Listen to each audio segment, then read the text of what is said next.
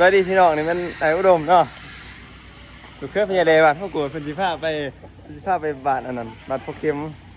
นี่เราโซนาเพิ่น FC ทำหาเห็นหนึ่งเปิดกิ้งไว้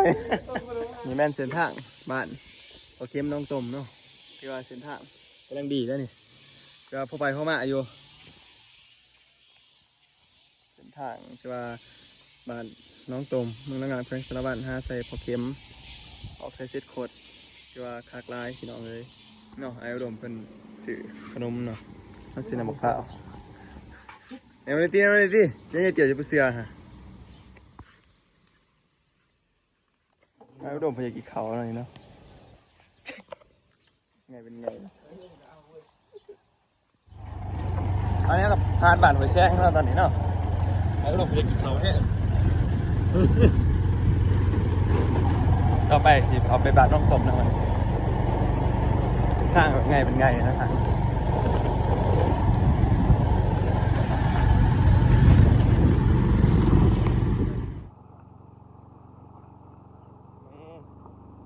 นั่นในบ้านบ้านยังวะแจ้งเนาะ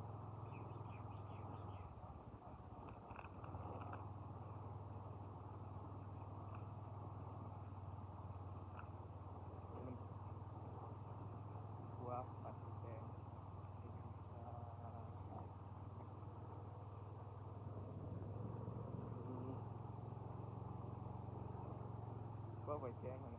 ซื้อว่าขนม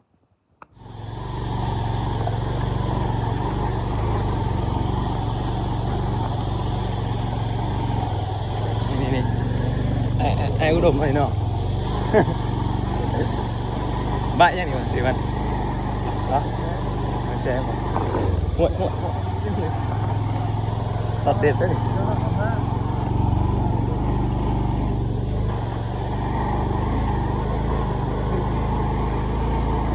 บ้านหอยแซงนะพี่น้องเด้อบ้านใหญ่ขนาด